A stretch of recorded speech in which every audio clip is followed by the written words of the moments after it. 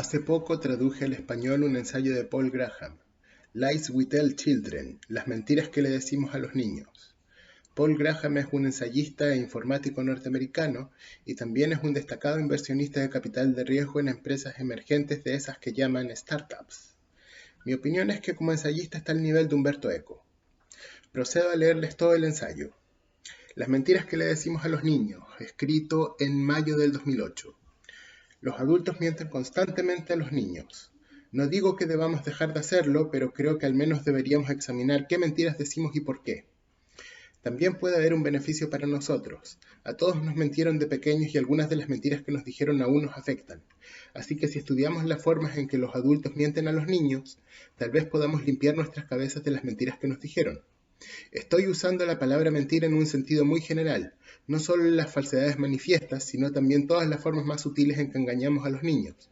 Aunque la palabra mentira tiene connotaciones negativas, no quiero sugerir que nunca debamos hacerlo, sino que debemos prestar atención cuando lo hagamos. Una de las cosas más notables de la forma en que mentimos a los niños es lo amplia que es la conspiración.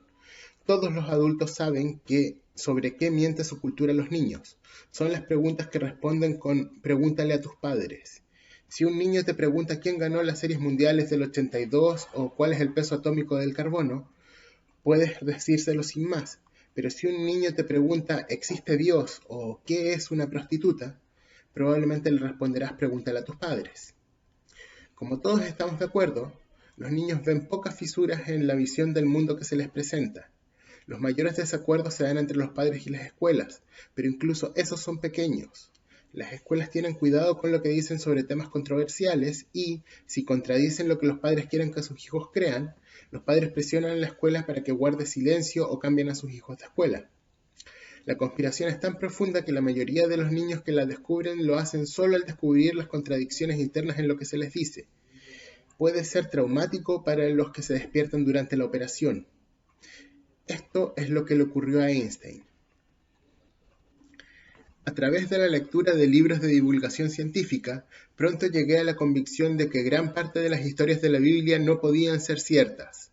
La consecuencia fue un pensamiento libre positivamente fanático, unido a la impresión de que la juventud está siendo engañada intencionalmente por el Estado mediante mentiras. Fue una impresión aplastante. Recuerdo esa sensación.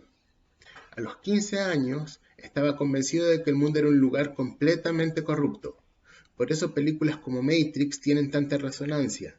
Todos los niños crecen en un mundo falso. En cierto modo, sería más fácil si las fuerzas que lo sustentan estuvieran tan claramente diferenciadas como un montón de máquinas malignas, y uno pudiera hacer una salida limpia simplemente tomando una píldora. Protección.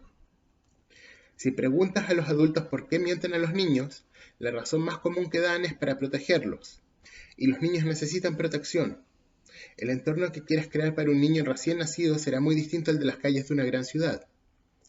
Eso parece tan obvio que no parece correcto llamarlo mentira. Desde luego, no es una mentira mala querer dar a un bebé la impresión de que el mundo es tranquilo, cálido y seguro. Pero este tipo de mentira inofensiva puede agriarse si no se examina.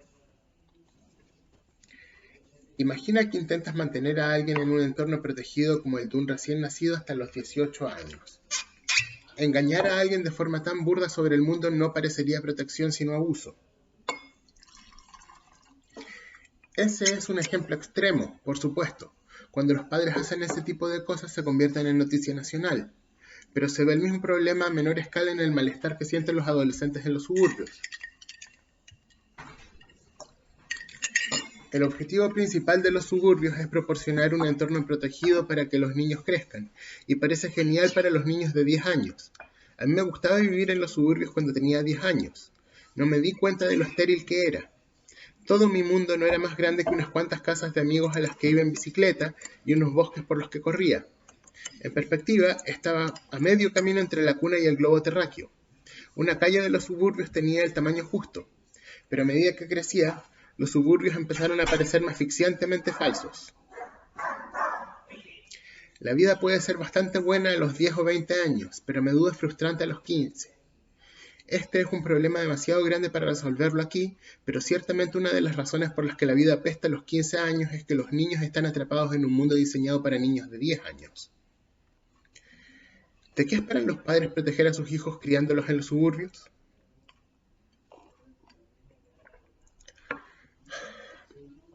Una amiga que se mudó de Manhattan dijo simplemente que su hija de 3 años veía demasiado. En mi mente eso podría incluir gente drogada o borracha, pobreza, locura, condiciones médicas horripilantes, comportamiento sexual de varios grados de rareza y furia violenta.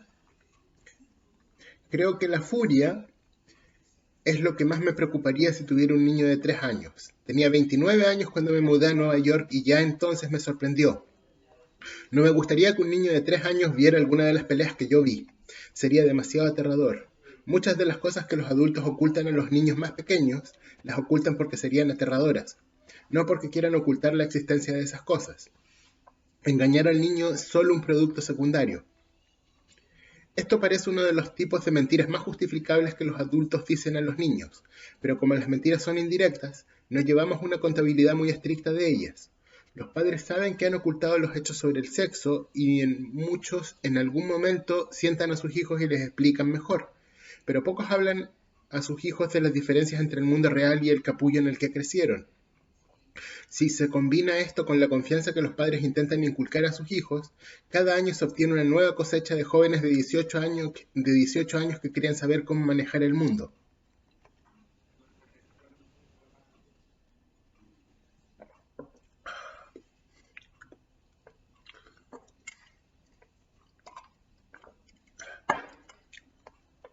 ¿No creen todos los jóvenes de 18 años que saben cómo dirigir el mundo? En realidad, esto parece ser una innovación reciente, de no más de unos 100 años. En la época preindustrial, los adolescentes eran miembros subalternos del mundo de los adultos y, comparativamente, eran conscientes de sus carencias. Podían ver que no eran tan fuertes o hábiles como el herrero del pueblo. En tiempos pasados se mentía a los niños sobre algunas cosas más que ahora. Pero las mentiras implícitas en un entorno artificial y protegido son una invención reciente. Como muchos de los nuevos inventos, los ricos los obtuvieron primero. Los hijos de los reyes y los grandes magnates fueron los primeros en crecer sin contacto con el mundo. Los suburbios permiten a la mitad de la población vivir como reyes en ese sentido. Sexo y drogas. Yo tendría otras preocupaciones si criara niños adolescentes en Nueva York. Me preocuparía menos por los que verían y más por lo que harían.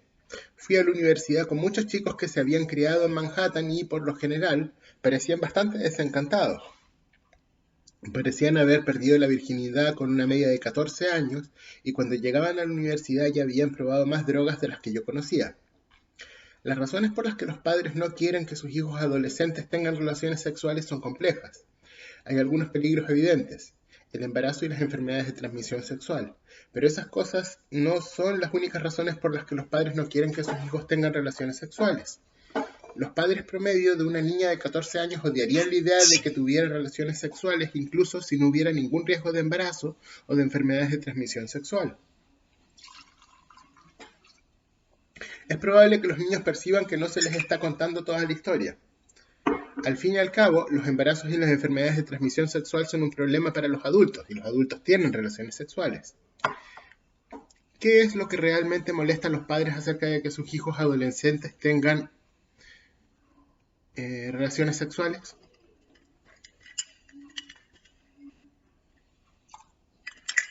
Su aversión a la idea es tan visceral que probablemente sea innata, pero si es innata, debería ser universal, y hay muchas sociedades en las que a los padres no les importa que sus hijos adolescentes tengan relaciones sexuales. De hecho, es normal que las jóvenes de 14 años sean madres. Entonces, ¿qué ocurre? Parece que existe un tabú universal contra el sexo con niños prepúberes. Uno puede imaginar razones evolutivas para ello, y creo que esta es la principal razón por la que los padres de las sociedades industrializadas no les gusta que los adolescentes tengan sexo. Siguen pensando en ellos como niños, aunque biológicamente no lo sean, por lo que el tabú contra el sexo infantil sigue teniendo fuerza. Una cosa que los adultos ocultan sobre el sexo también lo ocultan sobre las drogas, que pueden causar gran placer. Eso es lo que hace que el sexo y las drogas sean tan peligrosos. El deseo de consumirlas puede nublar el juicio, lo que resulta especialmente aterrador cuando el juicio que se nubla es el ya de por sí miserable juicio de un adolescente. Aquí entran en conflicto los deseos de los padres.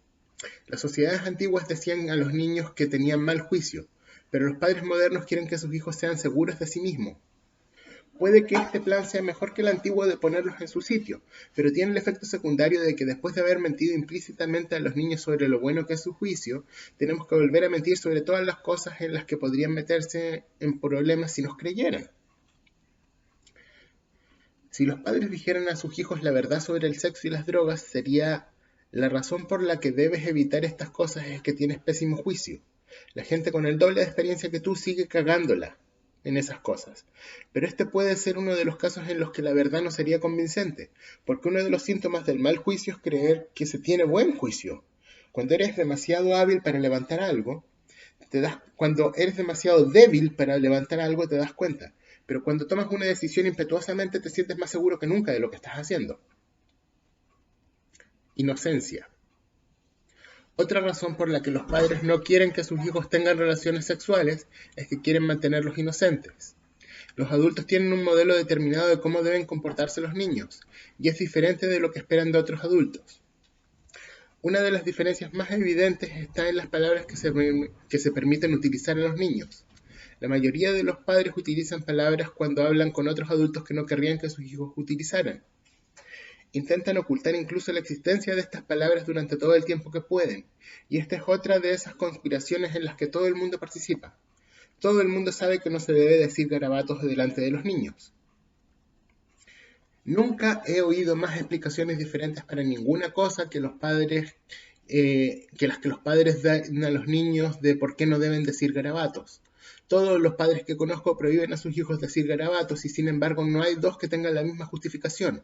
Está claro que la mayoría empieza por no querer que los niños digan garabatos y luego se inventan la razón.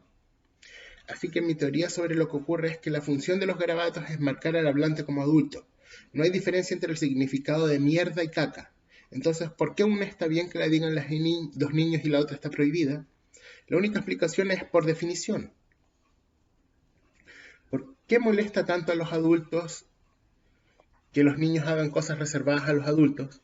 La idea de un niño de 10 años mal hablado y cínico apoyado en un poste de luz con un cigarrillo colgando de la comisura de la boca es muy desconcertante. Pero, ¿por qué? Una de las razones por las que queremos que los niños sean inocentes es que están programados para que nos guste cierto tipo de indefensión.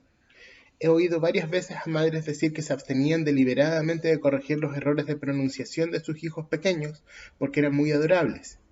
Y si lo pensamos bien, la ternura es indefensión. Los juguetes y los personajes de dibujos animados que pretenden ser tiernos tienen siempre expresiones despistadas y extremidades rechonchas e ineficaces. No es de extrañar que tengamos un deseo innato de amar y proteger a las criaturas indefensas, teniendo en cuenta que las crías humanas son tan indefensas durante tanto tiempo. Sin la indefensión que hace que los niños sean simpáticos, serían muy molestos. Simplemente parecerían adultos incompetentes. Pero hay algo más que eso. La razón por la que nuestro hipotético niño desencantado de 10 años me molesta tanto no es solo porque sería molesto, sino que habría acortado sus perspectivas de crecimiento tan pronto. Para estar desencantado, tienes que pensar que sabes cómo funciona el mundo, y cualquier teoría que un niño de 10 años tuviera al respecto sería probablemente muy limitada. La inocencia es también apertura de mente. Queremos que los niños sean inocentes para que puedan seguir aprendiendo. Aunque suene paradójico, hay algunos tipos de conocimiento que se interponen en el camino de otros tipos de conocimiento. Si vas a aprender que el mundo es un lugar brutal lleno de gente que intenta aprovecharse de los demás, es mejor que lo aprendas al final. De lo contrario, no te molestarás en aprender mucho más. Los adultos muy inteligentes suelen parecer inusualmente inocentes, y no creo que esto sea una coincidencia. Creo que han evitado deliberadamente aprender sobre ciertas cosas. Ciertamente yo lo hago. Solía pensar que quería saberlo todo. Ahora sé que no es así. La muerte. Después del sexo, la muerte es el tema sobre el que más mienten los adultos a los niños. El sexo creo que lo ocultan debido a profundos tabúes. Pero, ¿por qué ocultamos la muerte a los niños? Probablemente porque los niños pequeños les horroriza especialmente. Quieren sentirse seguros, y la muerte es la máxima amenaza posible. Una de las mentiras más espectaculares que nos contaron nuestros padres fue sobre la muerte de nuestro primer gato. A lo largo de los años, cuando les pedíamos más detalles, se veían obligados a inventar más, por lo que la historia se volvió bastante elaborada. El gato había muerto en la consulta del veterinario. ¿De qué? De la propia anestesia. ¿Por qué estaba el gato en la consulta del veterinario? Para ser curado. ¿Y por qué una operación tan rutinaria lo habría matado? No era culpa del veterinario. El gato tenía un corazón congénitamente débil. La anestesia era demasiado para él. Pero no había forma de que nadie lo supiera de antemano. No fue hasta los 20 años cuando supimos la verdad. Mi hermana, que entonces tenía unos 3 años, había pisado accidentalmente al gato y le había roto la espalda. No sintieron la necesidad de decirnos que el gato estaba ahora feliz en el cielo de los gatos. Mis padres nunca afirmaron que las personas o los animales que morían habían ido a un lugar mejor, o que nos volveríamos a encontrar con ellos. No parece habernos hecho daño. Mi abuela nos contó una versión editada de la muerte de mi abuelo. Dijo que un día estaban sentados leyendo y cuando ella le dijo algo, él no respondió. Parecía estar dormido, pero cuando ella trató de despertarlo, no pudo. Se había ido. Tener un ataque al corazón sonaba como quedarse dormido. Más tarde me enteré de que no había sido tan limpio y que el infarto había tardado casi un día en matarlo.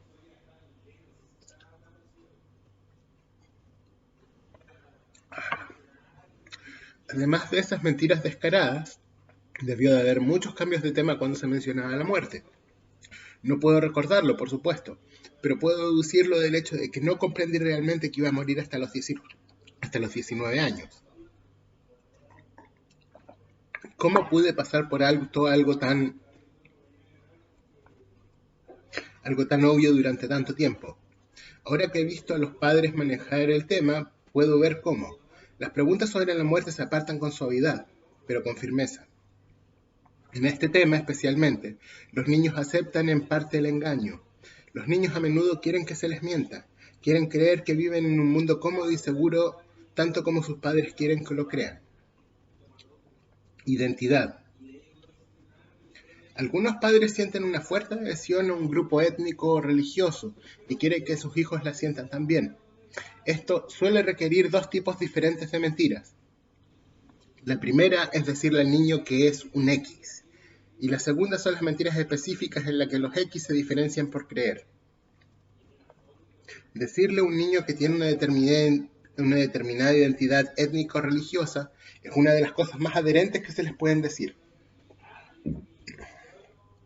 En casi todo lo demás que se le dice a un niño, puede cambiar de opinión más adelante, cuando empieza a pensar por sí mismo. Pero si se le dice a un niño que es miembro de determinado grupo, parece casi imposible de cambiar. Esto, a pesar de que puede ser una de las mentiras más premeditadas de los padres. Cuando los padres son de diferentes religiones, suelen acordar entre ellos que sus hijos serán criados como X, y funciona. Los niños crecen obligatoriamente considerándose X, a pesar de que si sus padres hubieran elegido el otro camino, habrían crecido considerándose Y. Una de las razones por las que esto funciona tan bien es el segundo tipo de mentira, que implica: la verdad es una propiedad común. No puedes distinguirte de tu grupo haciendo cosas que son racionales y creyendo cosas que son ciertas. Si quieres distinguirte de otras personas, tienes que hacer cosas que son arbitrarias y creer cosas que son falsas. Y después de haber pasado toda su vida haciendo cosas arbitrarias y creyendo cosas falsas y siendo considerados raros por los extraños por ello, la disonancia cognitiva que empuja a los niños a considerarse X debe ser enorme. Si no son X, ¿por qué se aferran a todas esas creencias y costumbres arbitrarias? Si no son una X, ¿por qué todos los que no son X les llaman así? Esta forma de mentira no carece de utilidad. Se puede utilizar para transportar una carga de creencias beneficiosas, que además se convertirán en parte de la identidad del niño. Puedes decirle al niño que, además de no usar nunca el color amarillo, de creer que el mundo fue creado por un conejo gigante y de chasquear siempre los dedos antes de comer pescado, los X también son especialmente honestos y trabajadores. Así, los niños X crecerán sintiendo que es parte de su identidad ser honestos y trabajadores. Esto probablemente explica gran parte de la difusión de las religiones modernas y explica por qué sus doctrinas son una combinación de lo útil y lo extraño. La amistad extraña es lo que hace que la religión se adhiera y la amistad útil es el beneficio que se busca. Autoridad. Una de las razones menos excusables por las que los adultos mienten a los niños es para mantener el poder sobre ellos. A veces estas mentiras son realmente siniestras, como cuando un pederasta dice a sus víctimas que se meterán en problemas y cuentan lo que les ha pasado. Otras parecen más inocentes. Depende de hasta qué punto los adultos mienten para mantener su poder y para qué lo utilizan. La mayoría de los adultos se esfuerzan por ocultar sus defectos a los niños. Por lo general sus motivos son mixtos. Por ejemplo, un padre que tiene una aventura generalmente se lo oculta a sus hijos.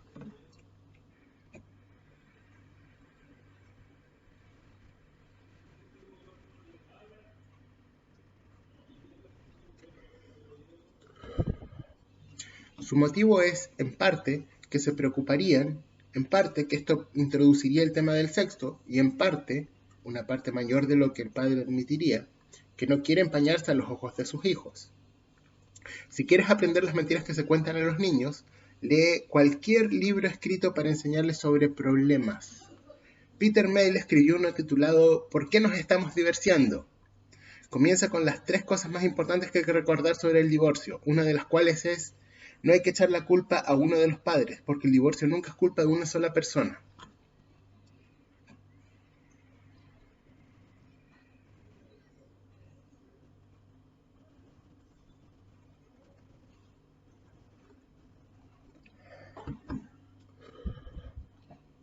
¿De verdad? Cuando un hombre se va con su secretaria, siempre es en parte culpa de su mujer. Pero puedo entender por qué Mail podría haber dicho esto. Quizás es más importante que los niños respeten a sus padres que sepan la verdad sobre ellos. Pero como los adultos ocultan sus defectos y al mismo tiempo insisten en que los niños tengan un alto estándar de comportamiento, muchos niños crecen con la sensación de que se quedan irremediablemente cortos. Van por ahí sintiéndose terriblemente malvados por haber dicho un garabato, mientras que, de hecho, la mayoría de los adultos que les rodea está haciendo cosas mucho peores.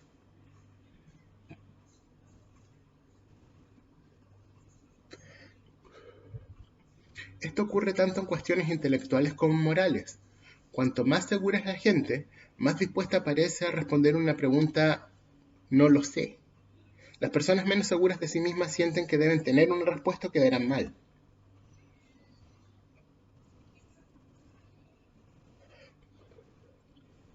Mis padres eran bastante buenos a la hora de admitir cuando no sabían cosas, pero a mí me debieron decir muchas mentiras de este tipo los profesores, porque rara vez oí a un profesor decir no lo sé hasta que llegué a la universidad.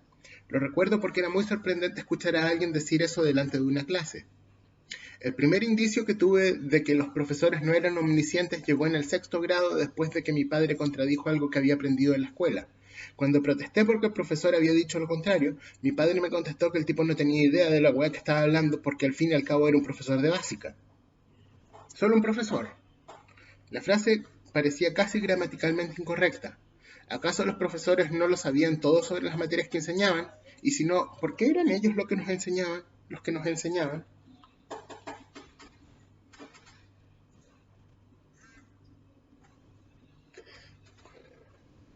La triste realidad es que los profesores de las escuelas públicas en Estados Unidos no suelen entender muy bien la materia que enseñan. Hay algunas excepciones notables, pero, por regla general, las personas que se proponen dedicarse a la enseñanza se sitúan académicamente en el extremo inferior de la población universitaria. Así que el hecho de que a los 11 años todavía pensara que los profesores eran infalibles demuestra el trabajo que el sistema debe haber hecho en mi cerebro. Escuela.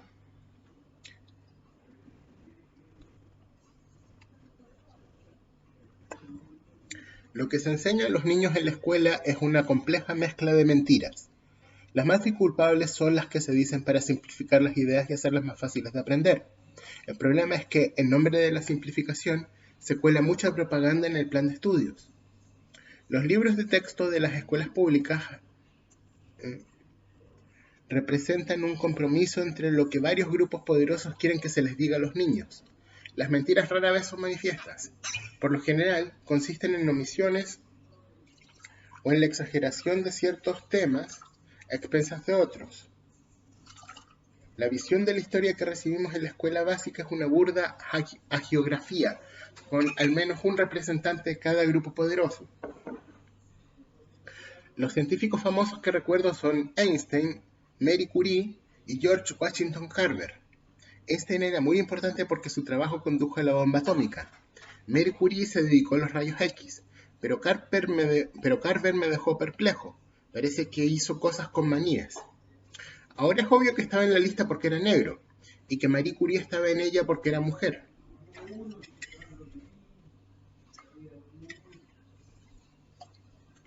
Pero de niño estuve confundido durante años sobre él. Me pregunto si no había sido mejor decirnos la verdad, que no había ningún científico negro famoso. Clasificar a George Washington Carver al lado de Einstein nos confundió no solo respecto a la ciencia, sino con respecto a los obstáculos a los que se enfrentaron los negros en su época. A medida que las asignaturas se hacían más suaves, las mentiras eran más frecuentes. Al llegar a la política y a la historia reciente, lo que se nos enseñaba era prácticamente pura propaganda.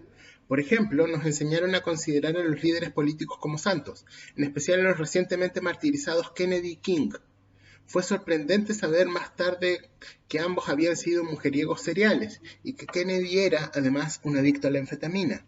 Cuando se supo lo de los plagios de King, yo ya había perdido la capacidad de sorprenderme por las fechorías de los personajes famosos. Dudo que se pueda enseñar a los niños la historia reciente sin enseñar las mentiras, porque prácticamente todos los que tienen que decir algo sobre ella tienen algún tipo de interpretación que darle. Gran parte de la historia reciente consiste en vueltas de tuerca. Probablemente sería mejor solo enseñarles metahechos como ese. Sin embargo, probablemente la mayor mentira que se cuenta en las escuelas es que la forma de tener éxito es siguiendo las reglas. En realidad, la mayoría de esas reglas son solo trucos para manejar grandes grupos de manera eficiente. Paz. De todas las razones por las que mentimos a los niños, la más poderosa es probablemente la misma razón mundana por la que ellos nos mienten a nosotros. A menudo, cuando mentimos a la gente no es parte de una estrategia consciente, sino porque reaccionarían violentamente ante la verdad. Los niños, casi por definición, carecen de autocontrol, reaccionan violentamente ante las cosas, y por eso se les miente mucho. Hace unos días de Acción de Gracias, un amigo mío se encontró en una situación que ilustra perfectamente los complejos motivos que tenemos cuando mentimos a los niños.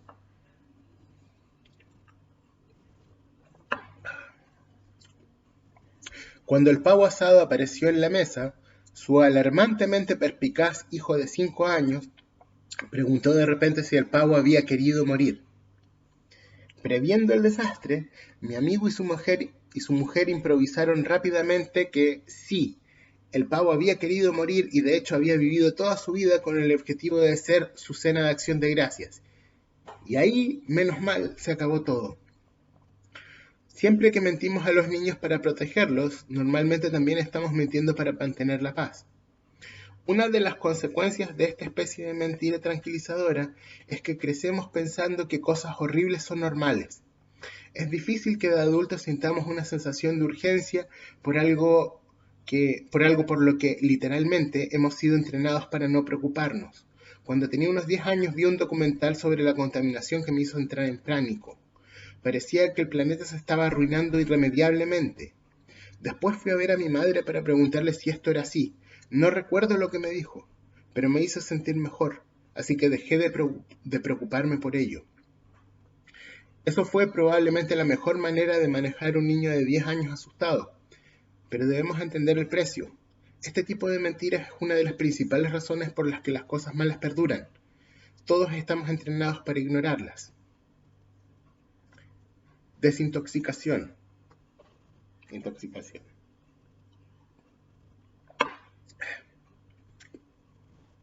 Un velocista en una carrera entra casi inmediatamente en un estado llamado deuda de oxígeno. Su cuerpo cambia a una fuente de energía de emergencia que es más rápida que la respiración aeróbica normal. Pero este proceso acumula productos de desecho que, en última instancia, requieren oxígeno adicional para descomponerse, por lo que al final de la carrera tiene que parar y jadear un rato para recuperarse. Llegamos a la edad adulta con una especie de deuda de verdad. Nos contaron muchas mentiras para que nosotros y nuestros padres sobrelleváramos nuestra infancia. Algunas pueden haber sido necesarias, algunas probablemente no lo fueron, pero todos llegamos a la edad adulta con la cabeza llena de mentiras. Nunca hay un momento en el que los adultos te sientan y te explican todas las mentiras que te dijeron. Han olvidado la mayoría de ellas. Así que si vas a limpiar esas mentiras de tu cabeza, tienes que hacerlo tú solo. Pocos lo hacen. La mayoría de la gente va por la vida con trozos de material de embalaje adheridos a su mente y nunca lo sabe. Probablemente nunca puedas deshacer por completo los efectos de las mentiras que te dijeron de niño, pero vale la pena intentarlo. He descubierto que siempre que he podido deshacer una mentira que me habían contado, muchas otras cosas se han puesto en su sitio. Afortunadamente, una vez que llegas a la edad adulta, obtienes un nuevo y valioso recurso que puedes utilizar para averiguar qué mentiras te han contado. Ahora tú eres uno de los mentirosos. Tienes la oportunidad de ver entre bastidores cómo los adultos inventan el mundo para la siguiente generación de niños. El primer paso para despejar la cabeza es darse cuenta de lo lejos que estás de ser un observador neutral. Cuando dejé el instituto era, pensaba yo, un escéptico total. Me había dado cuenta de que la secundaria era una mierda. Pensaba que estaba preparado para cuestionar todo lo que sabía, pero entre las muchas otras cosas que ignoraba estaba la cantidad de escombros que ya había en mi cabeza. No basta con considerar tu mente una pizarra en blanco. Tienes que borrarla a propósito. Y ese es Las mentiras que le contamos a los niños de Paul Graham.